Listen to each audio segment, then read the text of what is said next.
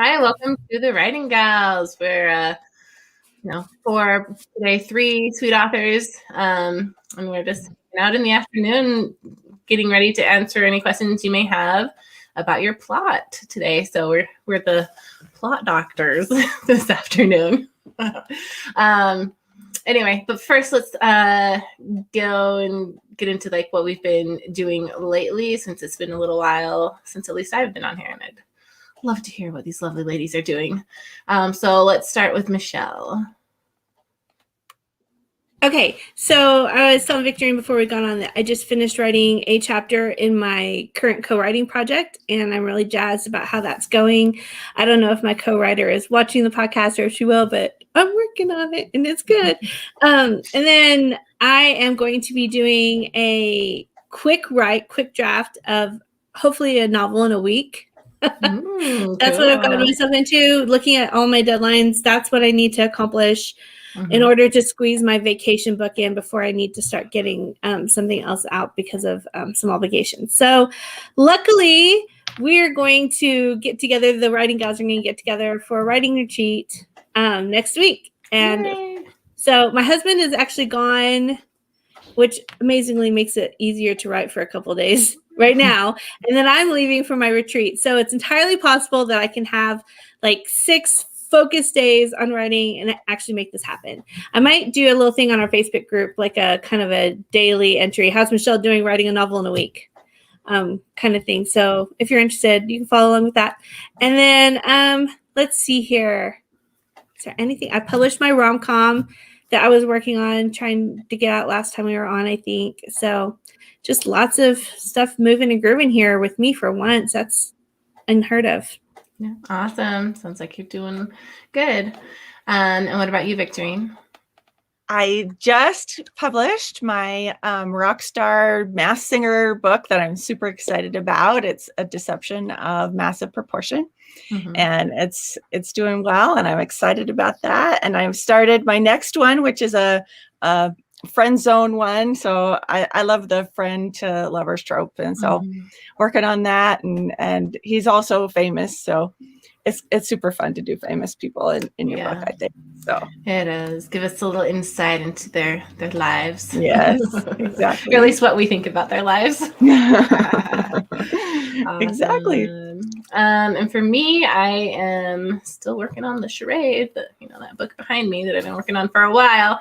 But I have had like the best writing week that I've had in a really long time this week. And so this makes me happy. I wrote like over 4,000 words yesterday, which hasn't happened in maybe a year, maybe 2 years. I don't know. It's been a long time. And so I'm just feeling good about that. I usually am like a edit as I go person, but I think that slows me down a lot because I have a hard time turning off my internal editor. So I'm telling myself to just write, and then I can fix it up later. So hopefully that works, and hopefully what I'm writing ends up being good. So giving it a shot anyway. So that's what I'm doing. It has to be to one of my editors by the 15th. So hopefully I can send it all in one piece. That would be great. So that's what I've been doing. Anyway, so we are going to probably just get right into the rest of our show. And Michelle had a quick, thing to say to introduce what we're doing. Yeah. My dog has decided to find every loud thing, every one of his loud toys. I've taken like 3 of them away from him right now. But anyway, yeah, hold on. My dog is sitting in here too, hiding, burrowed in my chair. She just stinking with me. Yeah, I brought my computer chair in here to the kitchen table today because there's a lot of sunshine coming in through my window, and my back is hurt. I've been struggling to get better, and so the last thing I wanted to do is sit in one of my uncomfortable kitchen chairs all day. Anyway, crinkly turkey leg is now gone. So, okay, so we want to help you with your plot today, and we are hoping that some of you will be brave enough to come on here with us.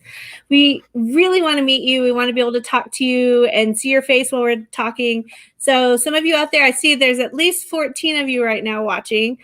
If you're thinking, oh, I'm not brave enough to do that, just give that up and come on with us. Stop thinking about it and just prepare yourself. Let us know that you're here in the comments. Let us know who we've got watching. I think we have at least one person on board waiting to come on. So, good job, this person. We're excited to talk to you. Wendy Nilsson, just heads up, you're about to be on here. So before we put you guys through live, just know that we are trying to keep our content clean. So we want to keep our language PG, and even if your plot is for like a steamy romance, we don't want to talk about necessarily the graphic content. We just want to talk about the overall structure of your plot. So if you guys are cool with that, then we'll start bringing you on, and we'll ask you to introduce yourself, tell us about your plot, ask your questions, and we'll see what we can do for you. So what do you guys say? Oh, one more thing. If you put in earbuds, then your microphone won't pick up your speakers, and it won't like keep echoing real loud to everybody. So that's super helpful. Or you can just turn your speakers down a little bit so that's not so so it won't pick up on the microphone. Yeah. And all of you who are commenting from Facebook, if you could put your name in your comment, a lot of times we can't see people's names from Facebook. So anyway, okay. Who wants to click Wendy on? Wendy, we're going to bring you on here and get to know you.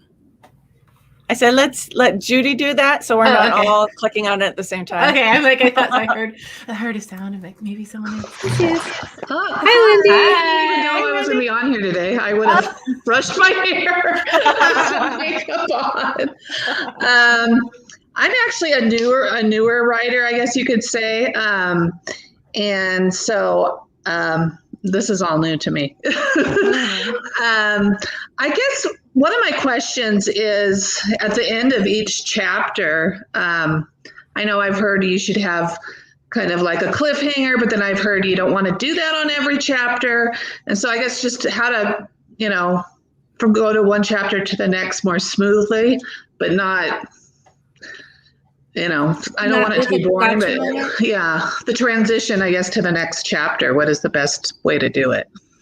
Oh, that's a great question. You mind if I take it real quick, guys? Sure. Go ahead. So I recently put together a class called Chapter Hook, like chapter hooks and how to move your reader. At some point I may be able to share that with the group again, because we were using it for a conference. It's now over. But the point is not necessarily to have a cliffhanger. The point is to have a hook. A cliffhanger is one hook you can use. So a hook is anything that makes the reader want more.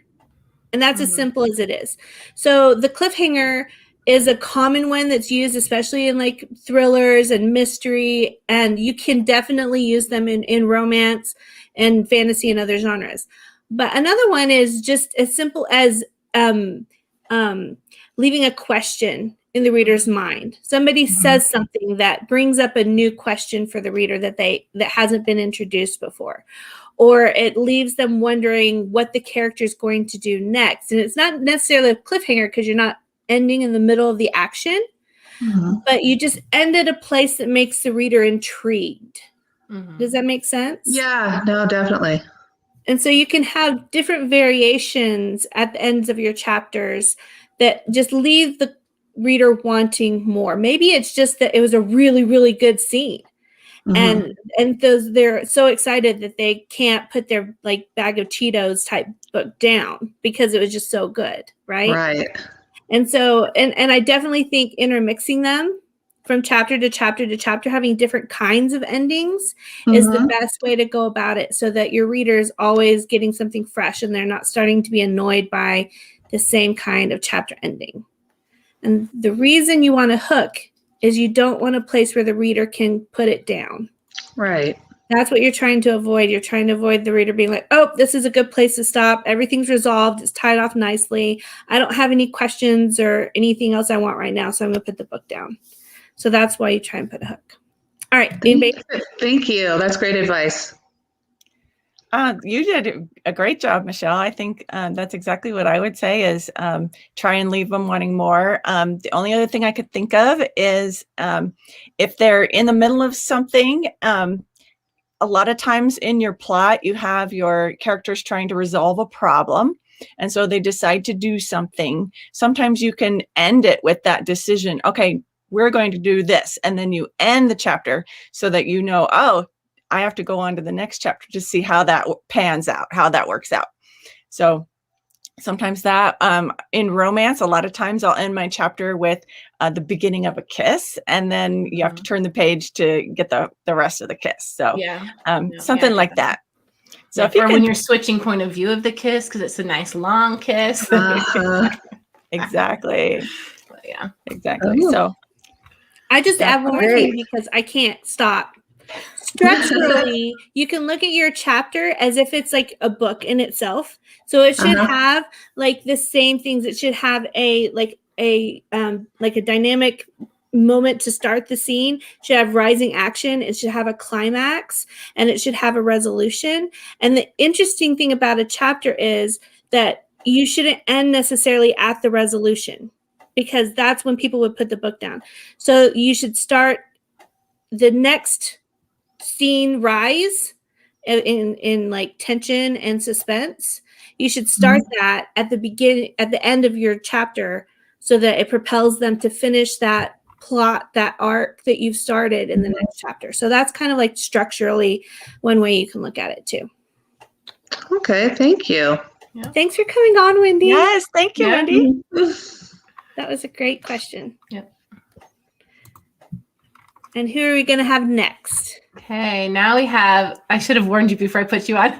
Is it? How did you say Aquila or Kayla? It's Aquila. Okay. Hey, girl. Hey, you know what? I see you all the time. Me Make too. I your see you on comments. Facebook. You're such a great part of our community, so I'm so excited you're on here today. Yes. I'm excited. You guys have been so helpful over the last year. So thank you for all you do and for sharing what you do. I do think it truly is a ministry. So I always say that, like, you've really propelled a lot of women to say, hey, I can do that too. So That is what we're all about. Thank you so much. you. So my question was around, so I have just joined my first multi-author series, and so it is a trope that I am not used to. And so in my first year of writing, I actually wrote 6 books. So I wrote 6, and it's come pretty naturally. It's been great. It's been a great ride. That's fantastic. And I think, I don't want to say I bit off more than I can chew, but I was like, oh, I can it's because it's not even a trope that I generally read. But I was like, hey, I can do it. And I'm just like at this stuck place. So the trope is the single dad. And it's not like a romance I would typically read, but I know a lot of people like it. And so my specific trope in the multi-author series is around the celebrity single dad who is protecting his the woman from like a black male. It's like a black male single dad. So my question is, when you guys are plotting out, because I'm like at the middle now, right? And I'm trying to figure out how this sucker's going to end in the next 8 days before it's due. When you are in a trope that you just don't like, what are some other things you do to kind of get a wrangle on just something different? I guess I'm just trying to figure out like I've read a bunch of them that are in the genre, and I don't like it. So like, have you ever had to write something where you're like, I don't even like this, but it's a commitment I made. I'm definitely going to do it, and I want to do good work. Like, just any of this, really. Yeah. Have you thought about why you don't like it? Like, have you tried to wrap your mind around it, put it in like words? Because for me, I had a hard time writing similar tropes because like, I'm not as interested in romances that have like a lot of baggage. You know, I think that's what's hard for me is the baggage from obviously a previous relationship. And then kids are always a difficult dynamic to throw into a story too. So is it, I see you nodding. Is that kind of like what it is? Oh, we can't hear you anymore. No, we lost your audio. Oh no. Technical issues. Here. Well, at least can you still hear us? Maybe we can like remove her and then put her back in, see if it. You can try that, Judy. See if that works. Did that work? Please try talking good. No. Shoot. I wish we had like, you know, people like that knew what they were doing technically. Like a tech person? Because we're all dumb in that area. Oh, she said, can you read her chat? So she's in the chat. Oh, yeah. So I can read it. I can read it. Okay, and we can definitely talk. So if you are, how far did she say she was into? About halfway? So you were getting close to the really, really good parts. So one thing I would say is try to get yourself excited about like why you're in it for this story anyway, which is like the big romantic moments that are coming and like that really suspenseful Black moment and what's going to finally be the grand gesture or sacrifice that they make to be together. So all of the things that are hard, I bet you're feeling kind of tired because you've been forcing your way through it up to this point, right? But now you've got the fun stuff ahead of you. Yeah, like so like you can focus more on maybe the romance part than necessarily the single dad portion of it because you're halfway through, so maybe he can focus a little more on just getting lost in this new love interest in his life, and then I don't know, worrying about if she'll love his son like he does, or I would say the tropes you're struggling with shouldn't give you any trouble with like your incredible like love scenes that you're going to have. Like that shouldn't be any kind of an obstacle for the good stuff. So just get your way through it. Write those like what we call a lot candy bar scenes, that you're excited to write. And then you can go back. And for me, the editing brain is a lot more analytical, and I'm not needing to be as like creatively jazzed to do the editing. So that's when you can go back in and make sure you have some of the important tie-offs for those tropes. So for me, like with the single dad, like Judy mentioned, it's that moment where you see that his new woman is going to be accepting of his child and being part of their life and what their life is going to be like together because he's a celebrity. So that's going to be really important to resolve, how they view the future together. But then also, like she said, how is a single dad sexy? And I just read a single dad romance where like the single dad portion of it was like how he cared so much about his daughter was just like what made me like him even more, because he was such a good dad. And like he was watching Gilmore Girls to try to know what was going on with her, and he like had to go shopping for her first training bra and asked for advice from this his love interest, even though he's like, this is kind of weird, but I don't know, just showing him being such a good dad, and then also having the girl notice that and just loving that and thinking about how he could be that for maybe their future children too, and just loving that side about him. That's perfect. Great advice. Yeah. Lean into all that stuff. And bring out his vulnerabilities too, because being a dad, you are very vulnerable because of your child that you have. And so pulling that out and pulling out the tension between the two love interests because of the things that you've stuck in there to bring in the tension can also help make it a little more exciting to write. Yeah. And you could really lean into it from the other way too. Like show how awesome she's going to be for that child, right? Because he's going to be just as attracted to that as she is reciprocally attracted to his, sort of fatherly qualities. He's going to be attracted to what she's going to bring to his child's life that, I don't know what his past relationship was like, and if his previous relationship was a woman that he likes being in his child's life or that's good for his child. But either way, he should see her as somebody that's going to bring some special element into his child's life that he's going to be attracted to and be, really, really wanting to have. And then just also showing how the child reacts to this. That's an important thing too. And does the child, like, kids have this like sixth sense about people, and so just seeing the kid warm up to this other person. Yeah, readers are going to have all their pre-existing ideas of like the stepmom or like, that kind of thing, that if you can just allay their fears that, there will be any kind of tension, just make it all the chemistry between the dad and the child and the child and the new woman and the woman and the new man, that it's got to be this like triangle of chemistry and promise for a good future together.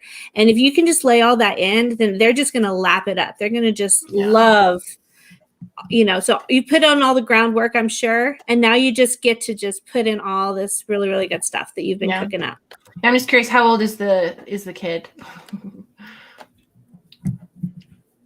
A baby. Oh, okay. baby. Okay, so the baby stops crying when this lady is holding her, and she never, is like that with anyone else. So I don't know, just things like that. And it's fun with the celebrity dad because he's probably going to be a little bit more of an alpha type of character. And so seeing that softer side of him with the baby is just gravy. I mean, melt your heart. Yeah. That's just girls going to be falling in love with him right and left. So it may not be your favorite trope, but there's some really good things you can do with it. Yeah, because everyone loves seeing like this big, strong guy cuddling up with this little tiny baby. Yes. Does that answer your questions, Akila? Yes.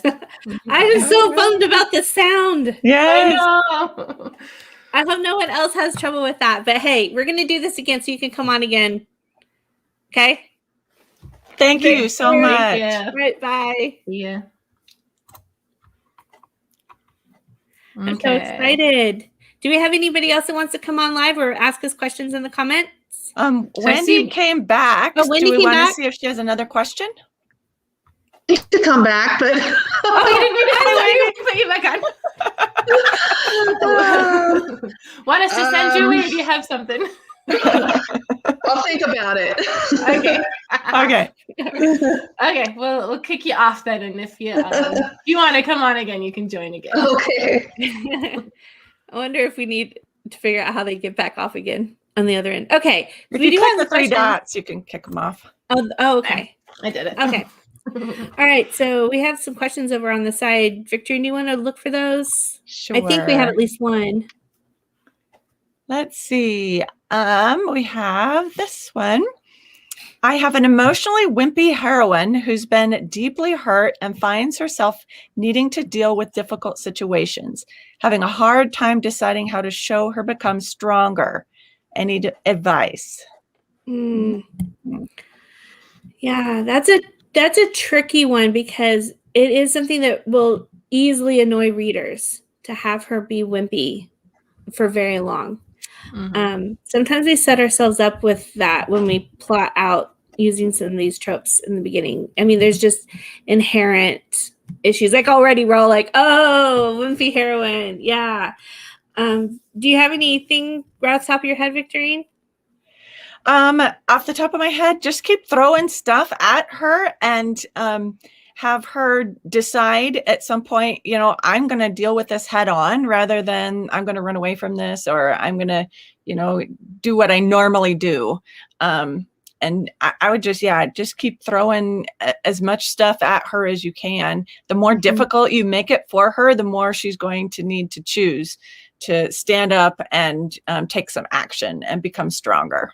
One thing is that you can really show that you don't have to be strong in a big way.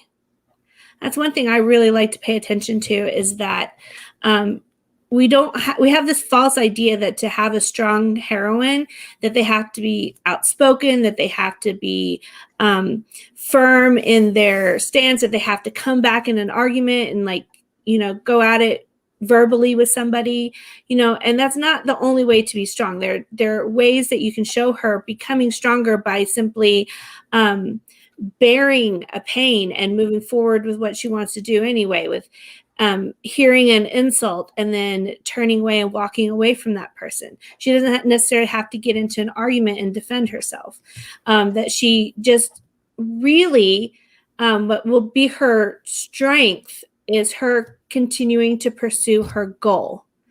And so I would say look really hard at your character's goal in the beginning and show us that even though she's hurt, even though she's broken, that there's something she wants really, really badly. Okay? So that's her character goal. And over the course of the story, in any story, that goal, that success is going to be challenged and she's going to be kept from it. Okay?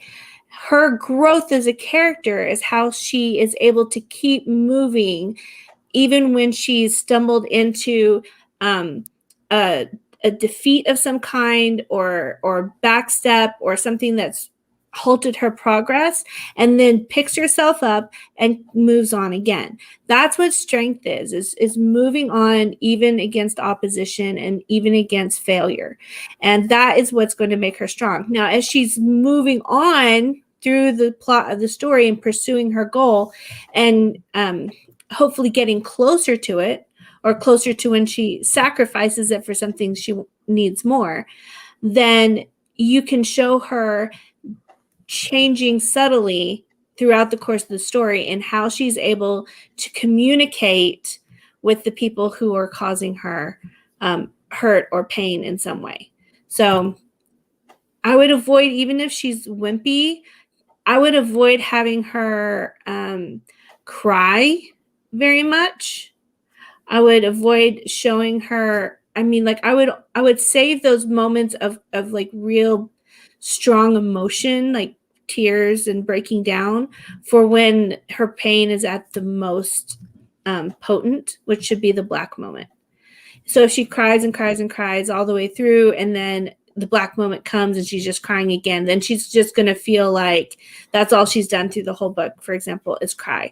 But if she has maybe one teary moment at the beginning to really ground us in what she's going through in the inciting incident, for example, then we see her be strong and be strong and be strong. When she cries again in a more like deep way for the black moment, we're not going to think of her as wimpy. We're going to understand why she's hurting, and we're going to be in that moment with her and then celebrate with her when she moves on. That's all I got. Good. And good job doing that. I've done like a character similar to this, and yeah, it's sometimes hard to do, but I'm sure you can figure it out. All right, we have another question. This is from Rebecca. I am trying to write a character I am trying to mirror that is neurotically. I was going to say neurologically.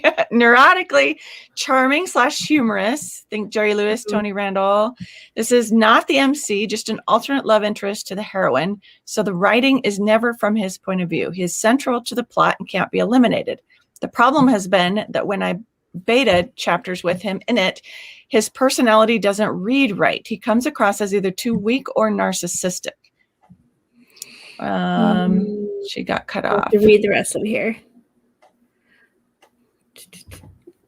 Oh, does it show? Oh, we don't have the rest of it. Yeah, I don't think we can scroll. I wonder if it's on Facebook. Yeah, it might be on Facebook. Okay, so I actually love Jerry Lewis and Tony Randall. I don't know Gig Young, but I know the first two, and I know exactly the type of comedy that you're looking for. And it's interesting because the reason comedy works so well in most cases, and this is from somebody I've been learning how to write rom-com this last year, is that we are privy to a lot of their internals. That's when it works best. Partly because comedy is driven by pain and by failure. And so by not being in his head, you definitely have set yourself up for some real, difficult writing there. I would say that you probably don't want to try and have him look like a clown all the time. Like Jerry Lewis was brilliant because he made you care about him when he was a failure as a person. His characters were always failing at everything he did all the time, bumbling, stumbling, clumsy, oafish. But you got his pain. You got that he needed that human affection and attachment and relationships, that he wanted to be successful as much as anybody else. So through his comedy, you still understood his human needs and desires and his goals. So, and maybe this character is using comedy as a way to kind of cover up his pain. Yeah.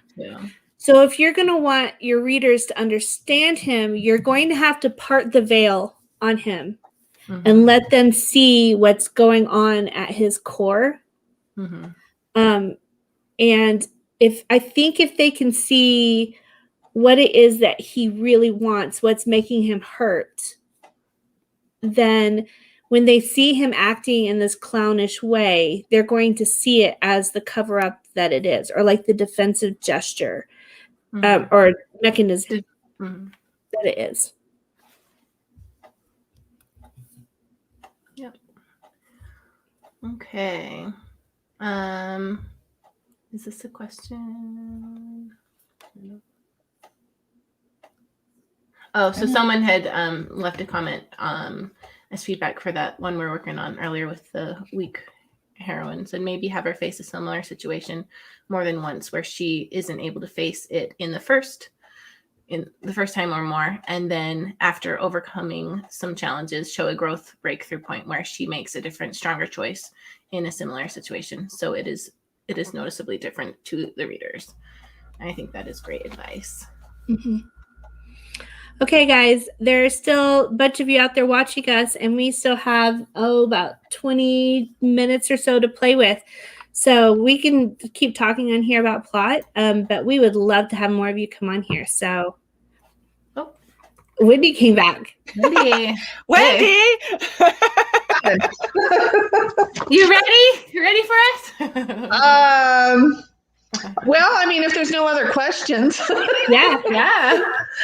I guess I was wondering about the arcs in a story. I mean, obviously, I know the main character and has to have an arc, but what about the side characters? I mean, how many little arcs should there be?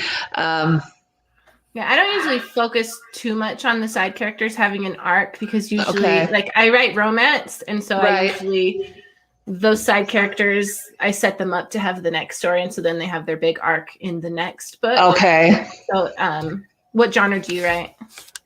Romance. Romance. Okay. Yeah. So, but if you don't, plan to write a story for them, you can also, like, sometimes you can give the other side characters their own little thing. You can kind of see them going through their own little arc. So that's totally fine to do too if you do want to. But just don't make it take too much of the away from the main characters. Yeah. Okay. So, like, I always ask myself, how much does this secondary characters? So I always imagine all my characters having their own story. So if we're just like, if you rotate around the character list, like, we happen to be in these characters' minds, but this character has their own story they're living. So how much does their goal, what they want, impact the main characters? And that is what determines whether or not they deserve a little bit more of your attention in the plot structure.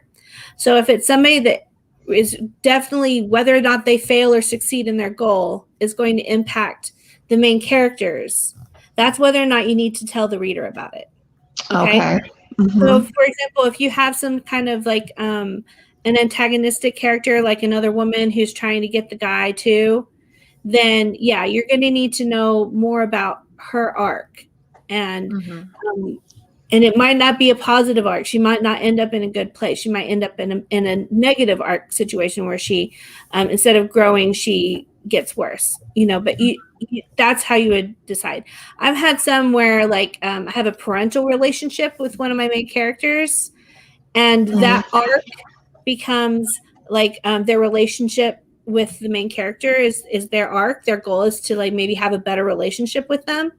So I do need to show in the beginning that it's not great, and that you show them in scenes obviously trying to get closer to them and failing because of all these different reasons. And then towards the end of the book, after, like, as part of your resolution, you show that because of some gesture that parent made, that the character now will accept them into their life and allow them to have a better relationship. And so you've just closed off their arc in a way that ties in and supports the main story arc. Yeah, because now that character doesn't have to worry about their bad relationship with their parent, they can focus on love.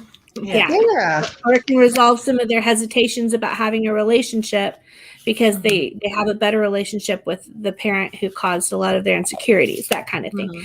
So that's how I always try and look at it, is determining whether or not their arc is inherently tied to and part of the main arc of the story as to how much attention I give it. If it's just a friend that gives them advice one time or two times in the story, then no, I don't need to know everything going on in that person's life or what their goal is necessarily. They're there to do a certain job, but it's not something that I'm going to spend any screen time on. Yeah, Okay. because ultimately what you're trying to do is use all these side characters to push your main plot forward. And if you're Right. spending all this time on other things that aren't pushing the main plot forward, then you're kind of getting off track and your story will stall a little bit. Okay. Now, if some of those characters are going to be in the next book, should you go a little more in depth? I mean, So there, should there be some questions? you're not going to have an arc in that, as in like a complete character arc for that story. What you're going to have is you're going to introduce their arc. Yeah. Right. Okay. So if their story is the next one, then you're going to introduce the early threads of what they want and how they need to grow and change or accomplish in the next story.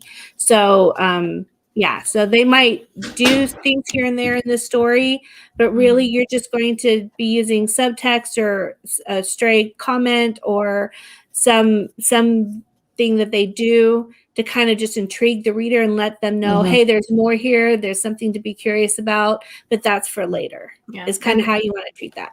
Okay. Yeah, and leave them open for love to come in the next. Yeah, book. definitely. Wow. Yes.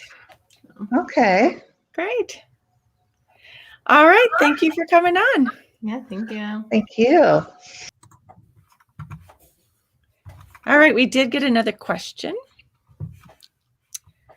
I frequently feel like my stories are boring and don't know how to fix that. So I ditch them and try to start with a new one, but the same pattern continues. So I need to figure this out. If a character-driven story feels boring, is it mainly because their want/desire isn't developed strongly enough for the reader to want it for them? That's a great question. Yeah. I think go ahead. Oh, I would say, it could be that, or also they just need more conflict coming at them. Yeah. I was going to say there's not enough in their way of getting their desire. Yeah. Yeah. So absolutely. I think personally you could, there's always that joke, like every character should want something, even if it's only a drink of water. Like, I think you could write a compelling story about somebody just wanting a drink of water. A tall drink of water.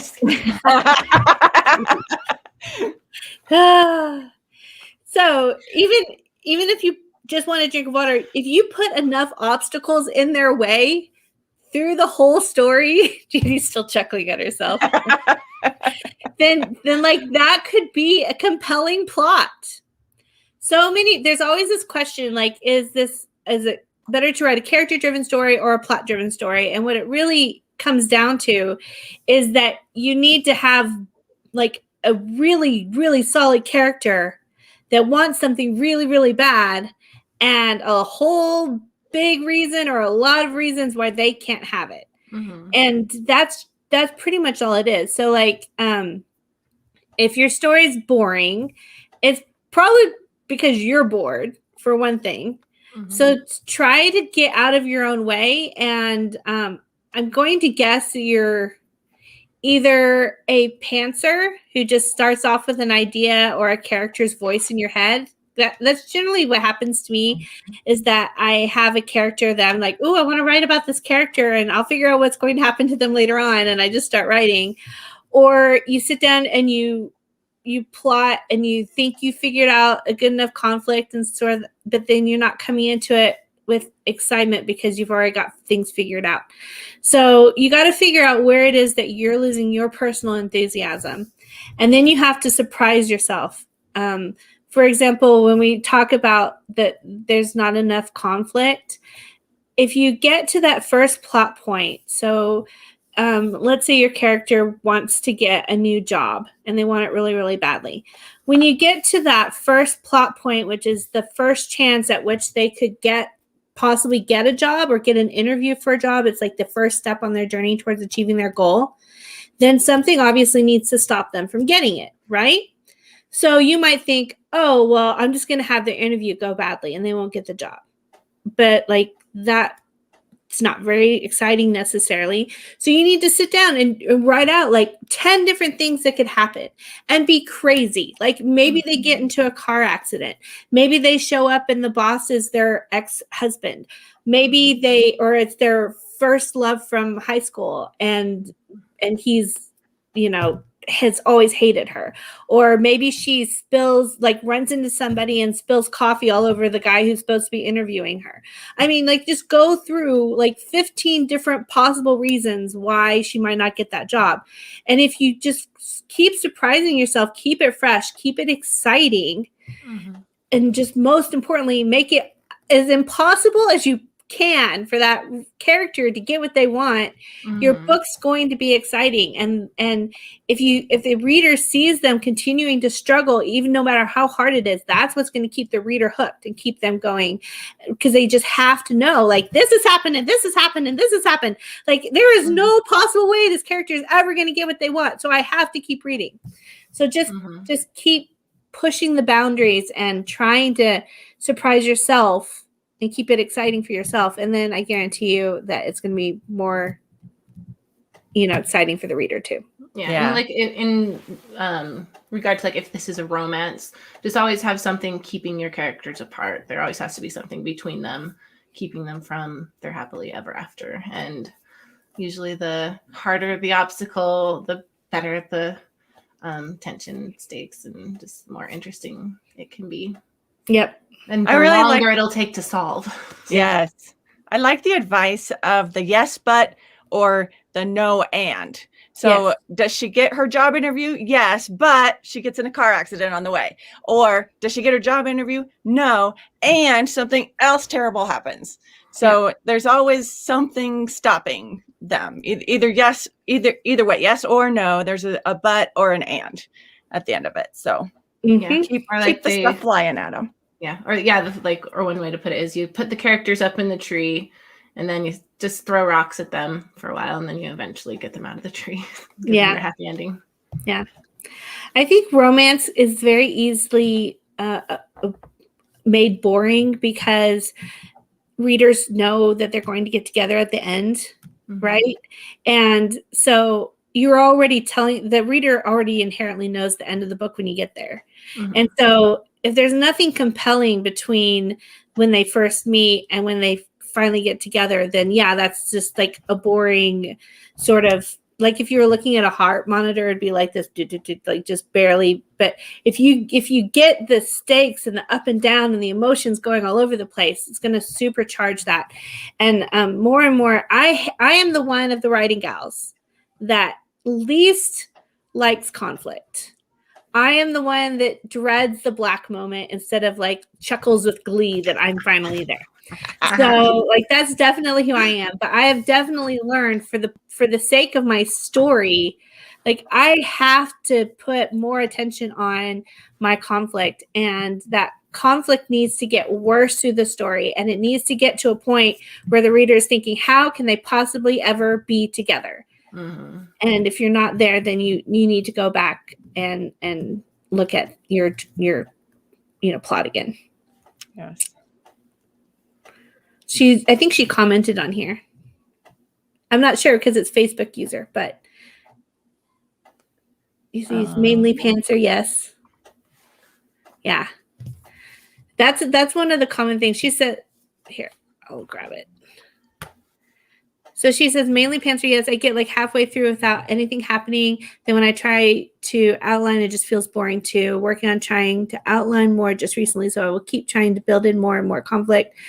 This is helpful. Thank you. Okay, so if you are a pantser through and through like I am, I don't actually recommend outlining in the traditional way, because outlining makes me lose excitement for it. And I usually end up usually if I do outline, whatever I put down in my outline that's going to happen ends up not working for my story or not being as compelling as something that comes organically. Me too. And Me so, too. I used to think I was not a pantser, but I totally am. yeah.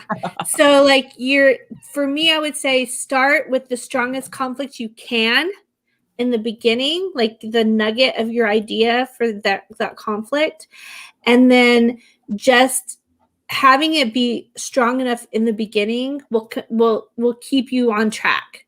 And so before you start writing, you don't need to outline necessarily, but you do need to ask the simple questions. What does this character want, and why can't they have it? What does this character want, and why can't he have it? So for your two love interests.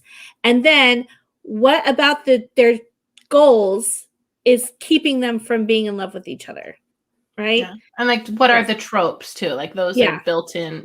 There's built-in conflict right there. Maybe you need more tropes added to the story. So just start with answering those fundamental questions and making it as hard as you can from the beginning. And then even as pantsers are going to be on a much better track than if we just kind of waltz into a story like, I just really want to write about this character who's like gonna fall in love with her next door neighbor, and he's, you know, this, that. And you just kind of like all these character things you like about these characters, you know, and you just envision them together and it's gonna be wonderful. Mm-hmm. But then you're like, that's not a story, you know? Mm-hmm. That's like torture them a little bit.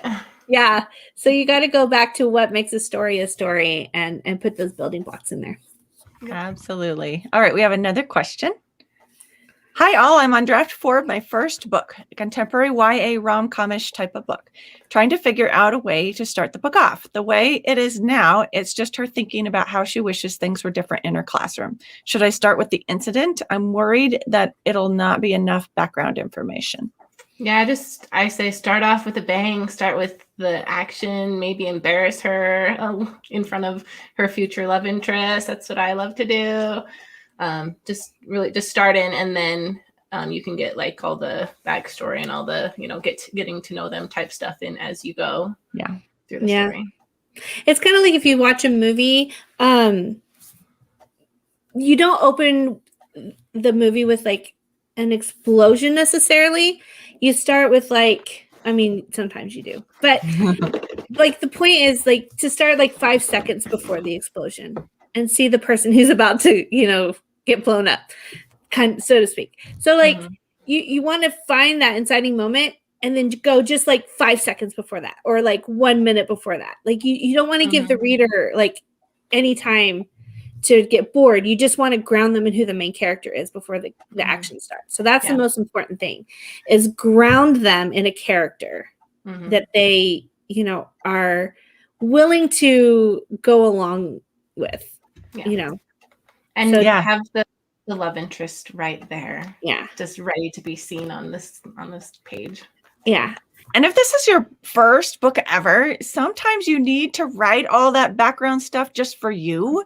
So go ahead. If you're like, I don't know how to start this, go ahead and just start writing. You can always cut and edit stuff out later. You know, I know a lot of authors who write a full first chapter and then they just cut it after they get going, but it helps them get going.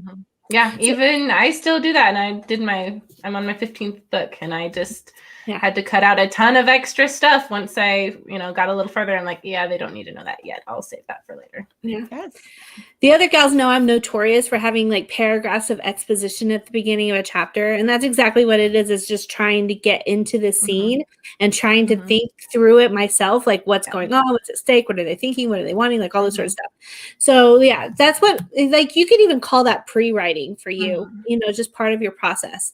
But I would say that try to not, I was watching a masterclass, and it's horrible. I can't remember his name, but I wasn't familiar with him before. I think his first name is like Saldan. He's from India. Anyways, it's a new masterclass writing thing that's up there that I'm watching. Maybe I'll put it in the comments later. Anyways, he had this great writing exercise where you try to describe a without using any adjectives.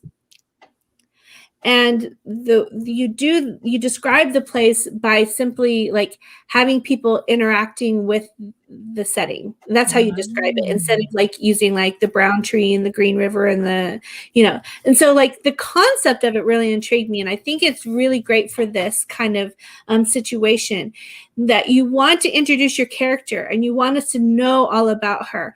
But we think that the only vehicle for introducing a character is description, and it's not. Action can actually, and dialogue can teach us more about a character more impactfully and more concisely than pages of description, right?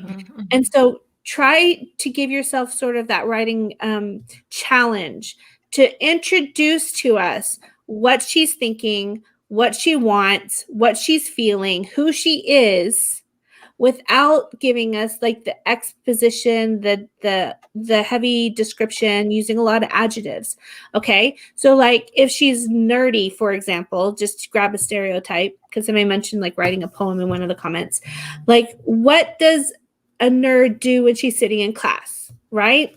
If she's interested, she's sitting up straight. She's probably annoyed at the people that are talking and not paying attention because she can't hear very good. She's probably, looking at her pencil to make sure she doesn't need to sharpen it. Watching the person next to her and be like, I hope they give me back my pen at the end of class. Yeah. like just think about like, what about their personality? What would they be doing? What would they be feeling? What would annoy them? What would they be thinking? That kind, just give us those elements of action and things she says or things she thinks to herself, if you're a first person, that tells us what her personality is, what she cares about, and what she's really, really wanting. And you can do that in a way that is interesting and grabby and hooky. And then your reader immediately relates to them because it's a fleshed out person instead of just this like description of one, if that makes sense. And then you can immediately launch into that inciting action, that big dynamic moment that propels her into the plot of the story. And because we've already been introduced to her, we care about her and we want to see what happens to her because of this thing that you're about to have happen. So perfect. Yeah, that's great. All right. Do you think do we have time for more, or do you need to get going? I think Michelle might need to go pick up her kids. Unfortunately. Oh, did I say that out loud? Yeah, I need to stop ignoring mine, whom you may have seen come in 3 times already. So. But yeah. So thank you all for your questions, and for those that came on, thank you for doing that. And that was great of you. And we loved having you on here. Yeah, we loved it. And it was fun being able to talk about your stories. So I hope it was helpful. We had fun at least. So let us know what you think of this. And if you want us to do more of this, we'd love to know some feedback like that, if this is something you guys want more of. Mm-hmm. Yeah. Perfect. So anyway, if you haven't subscribed to our YouTube channel, make sure you do that so that you will be notified when we go live again next. And also make sure that you're part of our Facebook group, so that you can join all the conversations going on there. There's always lots to join in on and read and learn from. So that's just the Writing Gals Facebook group. But yeah, it's been great talking to you, and we will see you in a couple of weeks. Yeah, 2 weeks. Click subscribe and the notification bell so you know when we're going to go live, in case you miss it. Bye. Bye.